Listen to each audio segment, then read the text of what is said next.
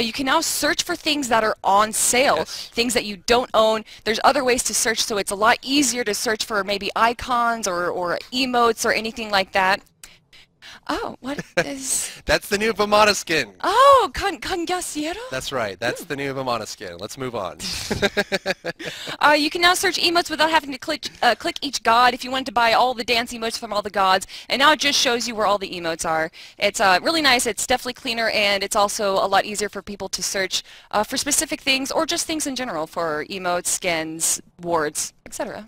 Yeah, there's a lot of cool things that go into it, but also just gives you more accessibility to kind of look through it. I mean, obviously, we add so much content every single patch, you know, the overall content gap is just growing, and so this really allows you to search specifically what you're looking for. One of the cool things, one of my favorites as well, is you can go to the emotes tab and type in the god's name. It'll show you all the emotes side by side. You can buy them one by one. You don't have to worry about it. You know, this just kind of improves a little bit the usability and also makes it feel, you know, much more, it has better flow when you're going through the store. Definitely, I agree. Now, one of the things that is also being updated that people can purchase is a Smite World Championship season ticket. That's right. Now, this has a lot of things to offer, and I'm gonna read them off right now. Is that when unlocking the new season ticket bundle, you receive 2 SPL Xbalanque skins, the season ticket loading frame, and access to the season ticket fantasy game. That's right. That each ticket purchase contributes $2.50 to the general prize pool for Season 2 Esports, which we did last year with the Odyssey. So, give me a rundown on the season ticket and especially the season ticket fantasy game. Right, well, you know, a little bit different from last year, right? A lot of the prize pool that came from the Odyssey specifically was geared towards the SWC, whereas this is more of, you know, a Season 2 ticket, where it's just, you know, the general funding for the rest of Season 2, prize pools for LAN events, and really ways for players to get, who are actively involved in esports and playing and competing every day, to get some rewards to really kind of pay off for how much time they've invested in being the best players in Smite in the world. And, you know, what you're going to do is, you know, you're going to be able to pick this up, and you'll get 2 skins right off the bat. You'll get, of course, a European and a North American SPL 2015 Xbalanque skin. You got the mask up on screen right there, so you can show your pride for your I guess your continent at that point, and really show, you know, where your loyalties lie. But along with that, you'll get a loading frame. This is actually probably one of the most important aspects as you start with the season ticket. You know, equipping this loading frame you see in the bottom left-hand corner of the screen there. While this is on, you actually start collecting points. Now, there's a couple ways to collect points, and you know, your points allow you to get rewards. We'll go over that in a second, but specifically having this frame on consistently, when you win games, you'll collect fantasy points. That's one of the ways to do it. But one of the cool things about this fantasy game is it actually allows you to show how much you know about the SPL and the professional teams. Really? You'll get a list of all the matchups coming up for that week in the Smite Pro League, and you get to pick who you think is going to win, and whether or not you get it correct, you'll get more fantasy points. Ah, so unlike the fantasy system that we had before where people built their own fantasy team, That's right. this you pick the team that you think they can win. That's exciting. And what else are people going to get for the Smite World Championship season ticket? By winning games with the loading frame active, you get 15 fantasy points, and then 20 for being able to get a correctly picked game win for the team during the SPL. Of course, these matches have to be chosen before the match actually begins, but as you accrue points, you start to earn rewards. And right now, we're planning to add more rewards in the future, but right now we have 3 rewards planned, one at 1,000, one at 2,000, and one at 3,000. So I guess we're looking at the big cheese here, the final reward, which is going to be at 3,000 points, which is our Void Worm Kukulkan skin. This is probably one of my favorite skins we've done in a very, very long time. Look at it. Look how cool it is. It's so creepy and alien-esque, but also kind of has a dragon vibe behind him. And, you know, and like the winged serpent, it's just... It's so cool. It's so creepy, and I'm a really big fan. So by getting to 3,000 points, that's right, you get this skin for free. Just unlocks. That's the giant alien. Oh, nice. Even the ultimate has the giant alien. Oh. Acceptable performance.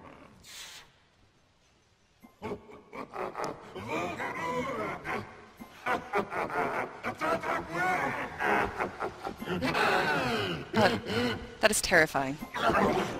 Oh god, alright. You can see he speaks an alien language. He's not 100%.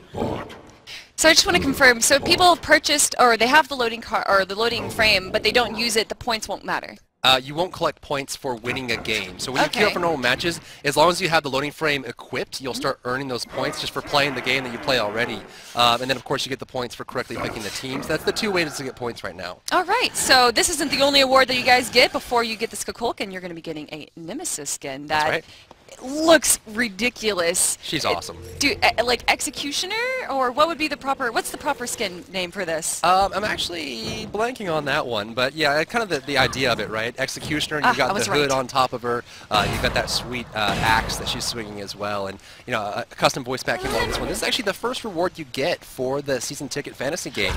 So this one requires 1,000 points, and once you have that, you're all set and ready to go. This is the first thing you'll unlock, and she's pretty awesome. She's so cool. I'm a really big fan of this, like, this metal, like, you know, kind of rock band look that a lot of these skins are getting. I'm a big fan. Now we have a Tier 2 skin coming up. This doesn't have anything to do with this My World Championship ticket, but it is a Circuit Tier 2 skin. You guys saw that on Twitter if you saw on Smite Game.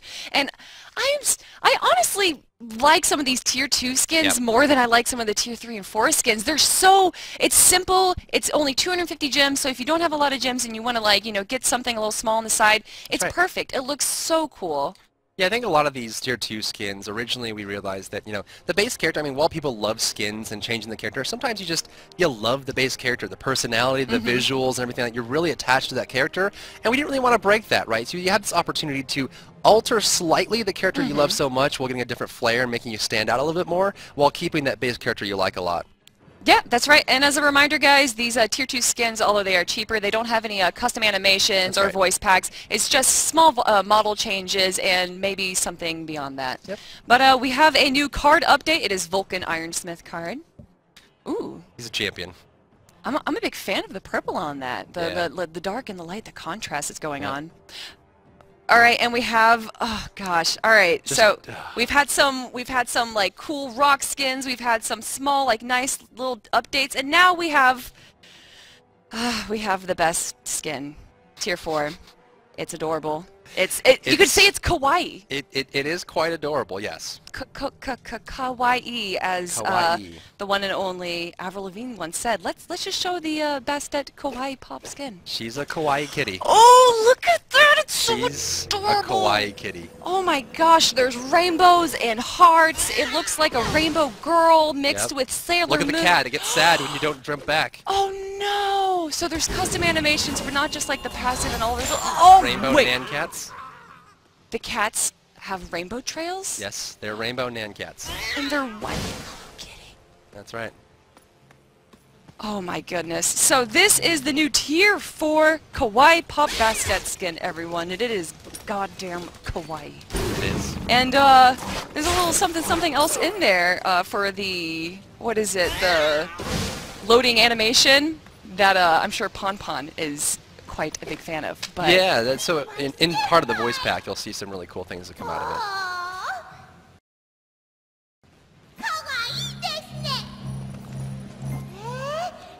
I don't know if you guys can hear the voice pack, but I can't. Oh, sorry. Fantastic. That was fun, friend.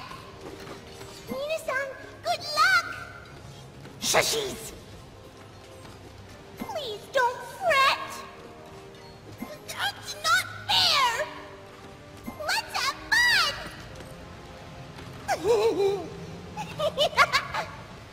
You are so cute. I just want to make you into a plushie. Oh, you see the jump? Dude, those white kittens, and when they run, they leave rainbow trails. That's amazing. You know, she kind of sounds like an anime version of Lights Dance Hell. I can hear it, yeah. It's almost if it's super similar. Alright, so we have some quality of life and gameplay changes coming up, such as Curse Voice is actually getting a better integration to Smite now that you can join Curse with your friends on your friends list and everything. That's right, so on the friends list you'll be able to see which of your friends actually has Curse Voice installed and also whether it's running, and so you can know that they have voice open, and so you actually invite them to a Curse Voice call directly from your friends list inside Smite. Nice, so you don't have to be in the game and anything, you can just invite them right from the get-go. That's right, before you even queue up. Other quality of life changes. There's an option to disable and enable sound notifications. You can now, the music slider now controls the landing page music, so no longer will you be terrified by Daisy Despair, Scylla, I thought it was awesome. or any other loud, obnoxious voices or songs going on in the background in the launcher. I'm sorry about that. I'm not. There's a few fixes to arena issues as well, and now you cannot edit the send button in chat. I don't know if you saw that on Reddit, but that was pretty funny. Yeah, I saw it. You can't do that anymore. Sorry, Can't guys. unsee it. Now, items. That's right. We got a lot of item changes, guys. Or I don't know if a lot is the right word. We have some. We have some. Okay. We have some. Some's a good word. Yep. So the first item that we're going to be talking about is a new starting item for mages, and it is Soulstone. And Rory, why don't you take that away? Yeah, so for a very long time, mages have only had the Vampiric Shroud as their starting item option, and so given a good contrast, obviously we introduced the Bluestone Pendant going into Season 2, had a contrast there to Death's Toll. This item is a little bit different than Vamp Shroud. Now, right off the bat, you'll see the base stats. It's starting with 100 mana instead of 100 health. You don't really start with health on this item, but you get a little more benefit from it. And so how this item works is as you basic attack minions or enemy gods, you'll pull a fragment of their soul out and store it in the Soul Stone. And so what this will do is every stack that you gain is actually increasing your MP5 up to 5, and then once you get to 5 stacks or 5 souls in the Soul Stone, your next ability gets fired as if you had plus 30 magic power, plus the flat 20, you're shooting out of the base with plus 50 magical. And does that put it on cooldown once it reaches 5 stacks? Just you start stacking back up again with basic attacks. Oh, okay, fantastic. So someone like Isis who has an AoE basic attack, is that going to hit all 3? Like if she hits, oh wow, yep. Fantastic. So what gods will pick this up, and what gods will probably stick with this stereotypical build? The gods that clear very quickly, right? Someone like Poseidon clears so fast, he probably wouldn't have enough time to basic attack to stack it up. But someone like Scylla, where her early starting push isn't as strong, she can basic attack 5 times throughout the crush, get a big burst on it, and clear it as fast or close to what other characters would be pushing through. And one thing that I should preface this with is we're trying out this new item, and all more item changes that we're about to announce here. And we encourage everyone to hop on the PTS, try it out, give feedback, and let us know where your head is at on the item and really what you see out of it. Do you think that we could potentially see this on other gods, such as maybe a Guardian or someone that uses a lot of mana, that they might want the MP5? Potentially. Oh, all or maybe even Algwong in the jungle. I mean, really, there's a lot of possibilities here. Fantastic. Well, that'll be on the PTS this weekend, guys. And now, up next is Devourer's Gauntlet. That's right. It's getting a nerf. It is. Why is it getting a nerf? It's not a big nerf. Now, something that we did going to Season 2, we repositioned a lot of the way hunters build and play, and we didn't really want to do that with this major content update. We talked a little about that going to Season 2, that we'd have major content updates. This would be one of them. And so, not forcing a lot of changes in the hunter build, this kind of just gives more wiggle room. So what we did was we lowered the base starting physical power on the Devourer's Gauntlets, and also increased the amount of stacks you require. Now, you get less per stack, but there's more stacks, and so that means you actually equal the exact same amount from the passive. It just takes normally. longer. It just takes longer to get there. Okay. And you have -5 physical power at the beginning. And so what this means is that someone who went Heartseeker or Bloodforge would have a little bit more time to abuse the person that went Devourer's Gauntlet, and then it gives a little bit more room for more items for hunters. Is this going to change any hunters' builds, do you feel? Because a lot of people do rush Dev's Gloves. Do you think that's going to change with this? Well, once we finish a couple more items, there is a possibility there. Oh, is there indeed? Well, with that being said, Heartseeker is getting a little bit of a buff. That's right. Its price is being reduced from $19.50 to $17.90, and is getting increased physical power from 25 to 30. That's right. And Frostbound Hammer and Frostbound and Heavy Hammer are getting changed. Rory, please go through it. That's right. So Heartseeker, just to begin with, that 5 physical power we took off of Devourer's Gauntlet, we slipped and dropped it right onto Heartseeker, and so it just went right over there. But given the fact that it's actually the same price now as Doom Orb, and so these kind of stacking items where you lose stacks, the risk kind of has to match the reward, and we felt that the way Heartseeker was, it was a little bit too high of a risk for what you were getting, and so buffing this up a little bit gives you more room to go with Heartseeker, and also with the price decrease, it means you can get it a little bit faster, and maybe kind of punish people who are going Devourer's Gauntlet. Now, you mentioned Frostbound Hammer as well. This item, a lot of people end up picking up Heavy Hammer and then not finishing it, and we really wanted to incentivize Frostbound Hammer as an item. So this is actually the second highest HP item in the entire game now, going from plus 300 to plus 400. The passive is exactly the same. This slows attack speed and movement speed still, and has the 25 physical power as it previously did. We just added 100 more HP on that one, and of course, going along with the Devourer's Gauntlet and Heartseeker, we have Butterfingers. We took that 100 health from somewhere, we picked it up off the Heavy Hammer, we dropped it on the Frostbound Hammer on accident. There it is. But Heavy Hammer, the price is exactly the same. It has lost 100 health base, and actually has lost 10% off the slow as well. It's now 15% slow and only 100 health. Now that's what made it, made Heavy Hammer so OP, right? Is that only on a tier 2 for so cheap you're able to get 25% slow. Right. Now, do you think this is going to affect solo lane a lot? Do you think a lot of warriors are probably not going to be picking up this item anymore, or is it still going to be relatively viable? Well, with how much HP you have now on Frostbound, it could be an option for a lot of players to go directly into, especially with a 30% slow. I mean, you're doubling the slow on Heavy Hammer to Frostbound now. What it means that you still can buy the Heavy Hammer hammer. It's the same price. It's accessible if you want to go down that risky road. But without that extra 100 health, you're not as safe as you were before. And the slow is not so much. The characters that really have slow base movement speed at the beginning of the game aren't punished as hard as they were before. But there's still an option to play that aggressive playstyle if you really want to. All right. One of my favorite nerfs for the items on this patch is Magi's Blessing is getting a small nerf. The increased cooldown from 45 seconds to 60 seconds. Now, do you think this is going to change the importance of beads, anti-CC, or people buying Magi's? Because Magi's is usually a pretty solid 5th or 6th item, right? Yep. You're done building everything. You need some kind of CC like security. That's right. You buy Magi's. Is this going to change that at all? Possibly not, but the big thing about Magi's is that, in the last patch we had just made a fix for one of the functionalities, the way the item was working. Previously, that's right. If you were, knock-up immune, you got hit by a knock-up, it would take your Magi's away. And just from, a feel and philosophical standpoint, we really wanted to be, if you're not actually going to get hit by it because you're immune, it shouldn't be popping the Magi's. And just to go along with that change, of course, we had to make some adjustments to the item, because that means that you could actually prevent the beads, or I'm sorry, the Magi's from popping in certain situations. So by extending that cooldown a little bit longer means that it functions more than you'd expect, but also means that since you can control a little bit more, there's longer of a cooldown. All right, and finally for items, the boots are getting changed. Reinforced shoes and greaves have had their health increase from 100 to 150 both. That's right. Now, it doesn't seem like people were really buying those items. Even in the support role, it seemed pretty rare. Sure. Is that why you've increased the 150, and is that going to give it more viability to supports? It will, and we just mentioned how Frostbound Hammer was the second highest HP item in the game with 400. This means you can go Mark of the Vanguard, Reinforced Shoes, and get 300 right off the bat out of the gate. So you get a lot of health off this item. Now, obviously, crowd control reduction is a stat that has its uses, and I think on that item it's very powerful. But we just really wanted to make this item a little bit more of a tanky item and a little more incentive to buy it. Okay, fair enough. And Teleria and Traveler's boots are also getting changed, but it's the passive. Why don't you go over that? So this one is something that we're really curious to see people testing out on the PTS and really get some feedback on, because this is a little bit different. Now, we've heard the cries for support, and obviously going into Season 2 with the changes that happened to the gameplay and how it actually goes throughout the entirety of the game, there was some issues where some supports, if you fell behind, you had trouble keeping up with your golden experience. So this item is a little bit different. Now, number one, the first thing off the bat, we have increased the passive movement speed you get from the actual passive, interestingly enough. And so previously it was a 18% flat, and then it was a 10% on the passive. Now it's 18% flat and 14% on the passive. So total out of combat, you have 32% movement speed on this item. That's a lot of movement speed. And that's great for Guardians that need to be rotating and right. everything to the mid lane whenever the Harpies spawn. Yep, and lining that up with roaming and actually being in mid lane, solo lane, all over the place. Every time you hit an enemy god, and I specifically say hit and not damage, because that means if you Athena taunt, if you Hades blight or something like that, or you silence someone, it's a hit. Oh, right? it is so a that hit. counts Okay. as a hit. So if you're being a guardian, you're doing guardian things, as guardians often do, you're going around hitting people and actually being a good guardian, roaming around the map, you're actually being rewarded by that, by getting 50 experience and 30 gold every time you do that, and this has an internal cooldown per god of 90 seconds. Oh, wow. Okay, so it's just plus 50 experience and plus 30 gold for that one hit? That's right. Oh, okay. And then it goes on cooldown. So for every that 90 person. seconds. Yep.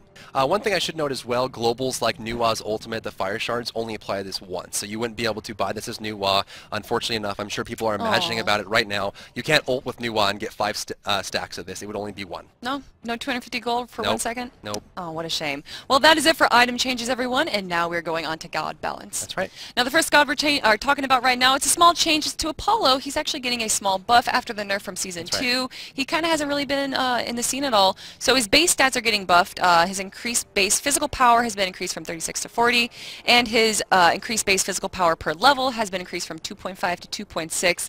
Now Ao Kwang. He's getting a big buff. He is. Roy, give it to me. So Ao Guang is a character that we've kind of keeping our eye on for a very long time, and going into Season 2, he was performing pretty reasonably well, and one thing we'd notice is on top of all that is that his damage was quite high, a little bit higher than most assassins, so we brought that down to be more in line. But one thing that came out of Season 2 is his damage actually suffered overall in his kit, right? He wasn't able to secure that kill as often as he would like, and so sticking with the Season 2, we kind of position around a few things. Now obviously the first thing you're going to see on screen actually is Dragon Call. This is, some of these quality of life changes are actually going to be, you know, have balance implications there as well. But just from a feel standpoint, it also will feel a lot better. So what happens is, you know, now while you're in stealth, you can activate Dragon Call, and it won't break your stealth, which means you can act very much like Loki, where he can pop the vanish, pop the aim strike, and hit someone before he reveals himself. Ao Guang will be able to do the same thing. But you'll still be able to hear the sound effects and everything. The cues will be there. He just won't pop himself out of stealth before he gets there. Just as terrifying as Loki, right? That's right. You hear that ching sound, and then you know it's time to run. You heard the same thing. And one thing to think about as well, if he did reactivate the Dragon Call to do the ranged projectile and fired it, it would break. So this is just applying the dragons around yourself and not doing any active elements there. Another quality of life, which does have balance implications, but this one's more quality of life. The water illusion now, just like the Loki decoy, when it expires, the duration is done, it will automatically detonate. It won't just vanish. And there is changes to his ultimate now. That's right. That's probably where the biggest changes we're going to be seeing. King of the Eastern Seas has now an increased cast range from 15 feet to 17 feet, so now you're going to be able to chase people a lot easier. And an increased kill threshold. It started at 23%, ended at 35. Now it is 30% at all ranks. That's right. So it's actually getting a tiny nerf at the end game. That's right. But definitely a big buff at the early game. Yeah, so, you know, one thing we saw as well is a lot of times, especially for a character like Ao Guang, where he was, you know, all in or nothing, anytime either he got the kill or he ended up dying because he's so squishy, it was tough to swing 23% at the early game, and a lot of times they were almost near death or they were going to kill you before you got that execute off. So he's getting, pretty significant. I mean, 7% health at level 1, at level 5 you have level 1 of the ability. That's a pretty significant increase to his ultimate, but it also means that you now have an easier way to get to that execute, and also helps you a little bit early game, but doesn't affect his damage from his 2 or his 1, right? He's still at the same state he was before, he just now is a little closer to getting that execute more often. Okay, and he's also getting the Kali treatment on his ultimate, where now his, if you successfully execute someone, it now restores 10, 15, 20, 25, and 30% for 1 through rank 5 on his ultimate. Now, is that going to, I mean, that obviously is going to give him a lot of chances to kill and then come back and maybe fight some more instead of just getting killed and trying to run away. Is 30% at max rank, that's huge. Well, unfortunately enough, Bakasura kept making fun of him because Bakasura would eat a tiny minion and he would get health, and then he would eat a god as a dragon and get none. But really what we saw just from gameplay generally is that Ao Guang very, very rarely was re-engaging after his ultimate, even though, of course, when he lands, his King Sword is restored and he's able to use more abilities and get back in the fight. Because he risked so much to get that kill, a lot of times he had to use the dragon form to fly away and disengage. So, you know, starting at 10% maximum health, going up to 30%, you know, gives you another reason to level the ability up and also keep, you know, King of the Eastern Seas at a high level, but also means that, you know, you may have that chance to go back into the fight when you get a successful kill. Fair enough. All right, Kronos is going to be getting a tiny buff. We fixed Lotus Crown passive not working when he uses his 1, so now he's going to get the bonus or health regeneration.